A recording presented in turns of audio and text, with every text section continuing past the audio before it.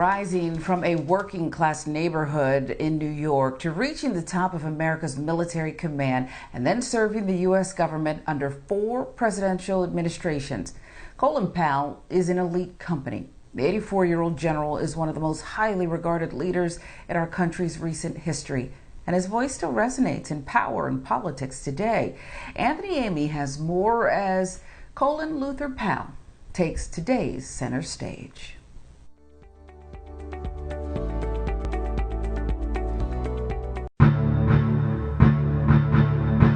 I love this country with all my heart, with all my soul. It is a love without limit. I have a bottomless faith in the goodness of this land, the goodness of its people.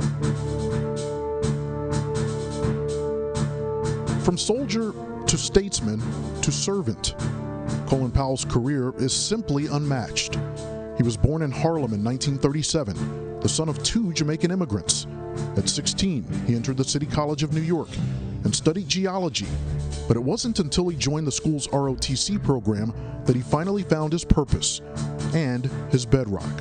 World War II occupied the first good part of the first several years of my life, and then when I entered my teenage years, the Korean War came along. So by the time I was 17 years old, I'd seen about 7 or 8 years of war. And as any young child would, I studied the tanks and the planes and the guns, and there was a fascination with all that. And I suspect that also moved me in the direction. I think it was the structure, the discipline, the sense of camaraderie, the sense of adventure associated with being in the military. Powell graduated in 1958 and became a 2nd lieutenant in the Army. Within 10 years, he had served 2 tours in Vietnam and was wounded in each, suffering a severe foot injury from a booby trap and breaking his ankle in a fiery helicopter crash. Yet still, he was able to rescue some of his fellow troops. Those heroics, and others, led to 11 decorations, including a Purple Heart, a Bronze Star, and a Soldier's Medal. Powell's assignments took him around the globe, Korea, Europe, and then to a much different battlefield, Washington, D.C. To some extent, it's war in a different way, but politics is war without bullets and shells, usually. Powell eventually rose to 4-star general and held senior leadership positions under 4 U.S. presidents. He served as Ronald Reagan's national security advisor, and George H.W. Bush appointed him chairman of the Joint Chiefs of Staff. At age 52, Powell was the youngest and first African American to assume the nation's highest-ranking military position. And in that role, he oversaw 28 conflicts, including Desert Shield and Desert Storm. He also developed what became known as the Powell Doctrine, a list of conditions that must be met before the United States can commit to war. War is to be avoided. When they have to be fought, fight them well and get them over with quickly. And in all of the exhilaration and joy that comes from victory and success. Don't ever forget the price that was paid for it. In 1993, Powell ended his 35-year military career with an official retirement and a 2nd Presidential Medal of Freedom. The Army took in a young black kid from ROTC in the South Bronx and brought him to this point. The Army allowed me to climb on the shoulders of the Buffalo Soldiers and other African Americans who had blazed the trail for 300 years of American history. The Army has been my home. The Army has been my life. The Army has been my profession. The Army has been my love for all these many years. He became a noted public speaker, a best-selling author, and founding chairman of America's Promise Alliance, a partnership of more than 400 organizations dedicated to improving the lives of children. But in 2000, Powell was called back into service when George W. Bush nominated him as the 65th Secretary of State. We will stand strong with our friends and allies against those nations that pursue weapons of mass destruction, that practice terrorism. We will not be afraid of them. We will not be frightened by them. We will meet them. We will match them. We will contend with them. As the country's chief diplomat, Powell favored conversation over conflict. But things changed after 9/11. Although he first resisted plans to invade Iraq and overthrow Saddam Hussein, Powell eventually supported President Bush and played a key role in building momentum toward the war. His 2003 speech to the United Nations Security Council clearly detailed Iraq's manufacturing and concealing of weapons of mass destruction. We have first-hand descriptions of biological weapons factories on wheels and on rails. Clearly, Saddam Hussein and his regime will stop at nothing until something stops him. Powell's stellar reputation swayed opinions in the country and Congress, but his speech was based on military intelligence that was later proven false. There were no such weapons, yet the Iraq War raged on for nearly 10 years, and with extensive costs and casualties. Powell said he didn't know the reports were wrong, but he still called it one of my most momentous failures. 21 months after the speech, Powell resigned. The greatest pleasure comes from working with like-minded people in all of the organizations I've been a part of, serving the nation. In every one of these jobs, there have been high points and low points.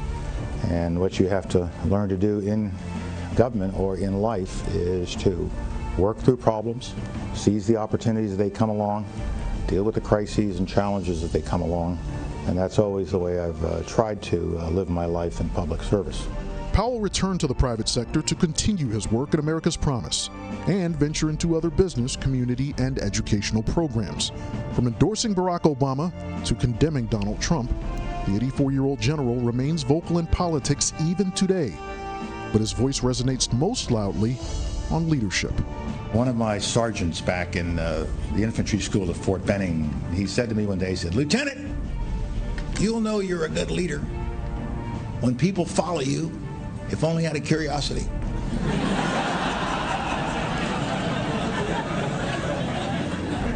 I've never had a better definition.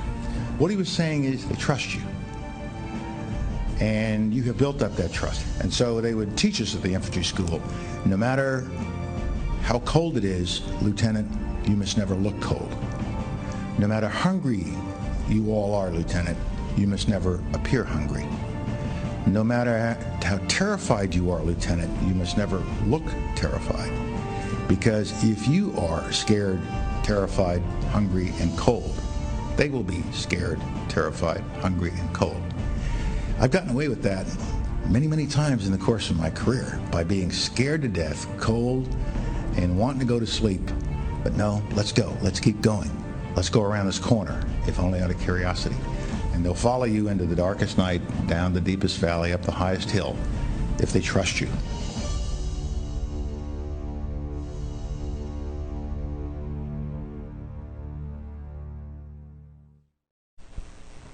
Another outstanding job. He's incredible. Well, that's what made him a great leader, is that you felt like you could trust him. He felt genuine. And, obviously people know that I was in the military for 6 years, served in the United States Air Force. And when I went in, he was actually the chairman of the Joint Chiefs of Staff at that particular time. And there was some pride, I gotta admit, back in those days, to see a black man as the leader of the Joint Chiefs of Staff while I'm serving in the military. It gave me hope that if I put in the hard work and dedicated myself to this country, that I could rise to that level if I tried to, being in the military. So once again, very well respected on both sides, whether you're a Democrat or Republican, and he remains a great leader to this day. Yeah, it's true. And for me, that goes to the heart of the matter. Decorated general, of course. A career that is unmatched. But for me, it's that moral compass, that integrity, that, like you said, you trust Colin Powell, even in the most difficult situations. He's gonna do the right thing. And in the piece where they played the soundbite where he talks about loving this country, a lot of people say that, and a lot of people take it for granted. I believe he loves this country and did see his service as not this self-serving thing, but indeed service to America. So I just, there's something about him that just gives you chills. Yeah. And there's many of us that would have hoped that, and it wasn't to be. That's not what he wanted ultimately. But I know he danced with the idea of becoming president just a little bit. I would have liked to see what that was crazy. Like. What's crazy is, like, when they was talking about him as a Republican. I grew up as a Democrat. But I was like, if he runs for president, I would vote for him. I would vote for him. I mean, because it wasn't about whoever's the better leader. I don't care. I don't care about the party lines. Who's going to lead this country in the best way? And when you're talking about, I get it all the time when people say thank you when they find out I was in the military. Thank you for serving this country. Oh, I did my job.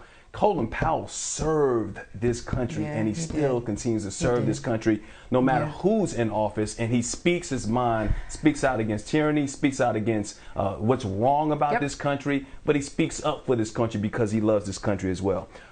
We got another guy who loves this country, and we love having him on the show. We're honored to have him. Joining us now to talk about Colin Powell is a man who knows him very well. We like to extend a special welcome to retired 4-star General Wesley Clark, a former NATO Supreme Allied Commander. General, welcome to BNC. It is a pleasure to have you on Start Your Day. Thank you very much, Mike. Great to be here, and great to see that report on General Colin Powell. I've known him for 40 years. I worked for him when he was a 1-star. He's been a friend and a mentor to me all these years. I still go by occasionally, get his guidance. There's just nobody better. He's just first rate. He's calm. He's smart. He's balanced. He does love this country incredibly, but he also understands some of the things that don't quite work right in this country, and he's been tireless trying to help us be a better country. Absolutely. No one could have known, and we're so honored to be able to talk to you, General Clark. No one could have known that this son of Jamaican immigrants would go on to become one of the most decorated leaders in American history. What is it about him and his inner workings, and indeed his moral compass? What is it about him? I think, the magic of Colin Powell is common sense. He listens. He doesn't have preconceived ideas on a lot of things. He's no ideologue. He listens, and he's pragmatic. He understands that basically all of human events, human affairs, it's about people one-on-one, listening in a group. It's what's possible. It's not always everything you want, but he's been so smart, so wise in the way he approaches things. He sees the world in realist terms, and he helps other people see it the same way and move to do the best they can under the circumstances. I think that's the key to his success, really. Listen, don't be judgmental, bring things forward in a pragmatic way.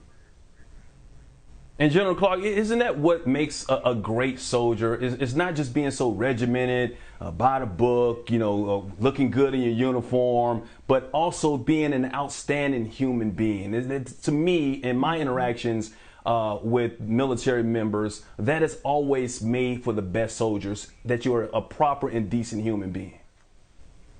Oh, that's right. I mean, what he is, he and Alma are a great family, and they set such a great example for us in the military. And Colin has such a warmth about him, and he understands people. He looks at you, he sort of feels who you are. He's just really smart that way. He grew up in the Bronx, so maybe you call it street smart, but he's just really got it. He's a people person, not an ideologue. He's a people person. And that's what we need in this country today in leadership, because ultimately it all comes down to people. Not a bunch of abstract ideas, not arguing about theories, but how to get things done, how to make government work for people. And that's what Colin Powell did in the Army. He made the Army work for its soldiers because he understood that really the Army's no better than the people who make it up. And the way you win battles really isn't with great generalship, it's with great soldiering. He understood that better than almost anybody else from the beginning. And I think that's one of the real secrets of his success in the military. And it seems to General Clark, he understood America's role in the world and the integrity that our country had to hold. He is credited with the Powell Doctrine, a set of circumstances, questions, conditions, if you will, before America commits to war. You know him, you've had intimate discussions with him. Where does that come from? I think the Powell Doctrine and the feeling about America really comes from growing up. It comes from serving in Korea and service in Vietnam. You know, all of us who served in Vietnam came away with mixed feelings. We know there were mistakes made, but we also knew that when you put American soldiers' lives on the line in battle, that you have to go in with a plan. You have to go in with the determination to be successful. You can't just sort of step forward and say, we're going to put these troops in there. It's going to show how tough we are, and you know, we'll let the generals sort it out. No, actually, it goes to our elected political leaders. This is the responsibility of elected political leaders. So when you look at what went wrong in Iraq, what went wrong in Afghanistan, don't put it on the soldiers. Don't put it on the generals. They gave everything they had. Put it on where it belongs, the blame where it belongs. It belongs at the top. And when Colin Powell was advising Secretary of Defense Caspar Weinberger, he was a two-star at the time, he sat down with Mr. Weinberger, he went through the lessons of Vietnam, and he said, look, when you're going in, if you put forces on the ground, you must go in with what, well, we called it at the time, overwhelming power. People didn't like that because it sounded kind of mean. So we called it decisive force. But the point is, you don't put American troops or American sailors or airmen out there for a fair fight. It's not a boxing match.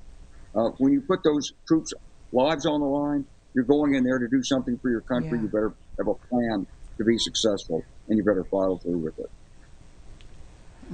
General Clark, let's talk about respect and being a role model. Let's just be honest about the country. We know we've gone through our issues when it comes to race. Remember, he was the chairman of the Joint Chief of Staff 20 years before Barack Obama was president. You see sometimes the disrespect that Barack Obama got as the president.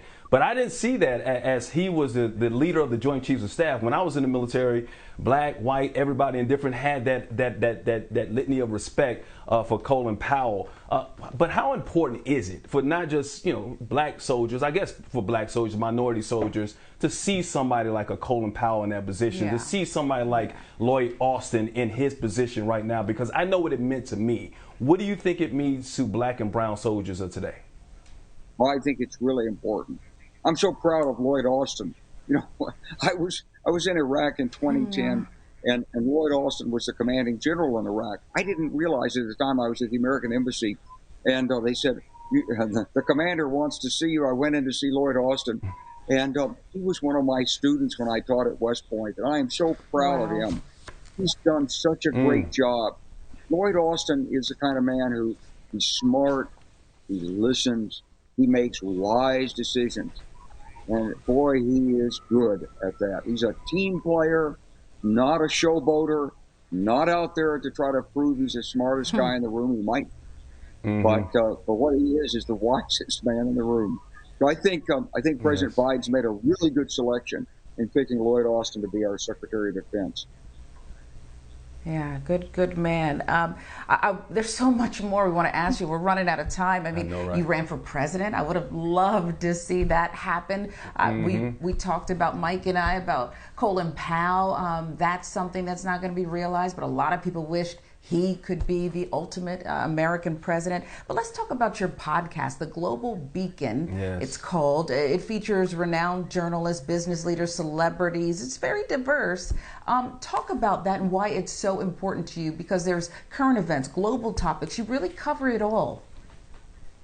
We're trying to bring together people who have the important ideas and the insights to help Americans cope with the world as it is today. So former military people, former intelligence people, doctors, lawyers, politicians, whoever it is, celebrities.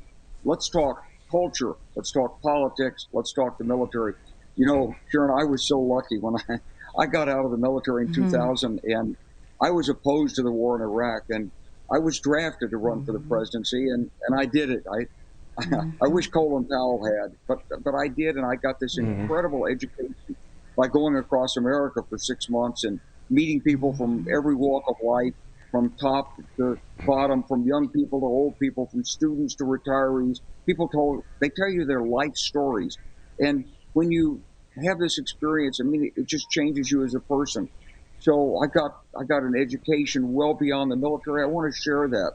And I want to bring people in and have these important discussions. You know, one of the great things about Colin Powell is he never forgot where he came from.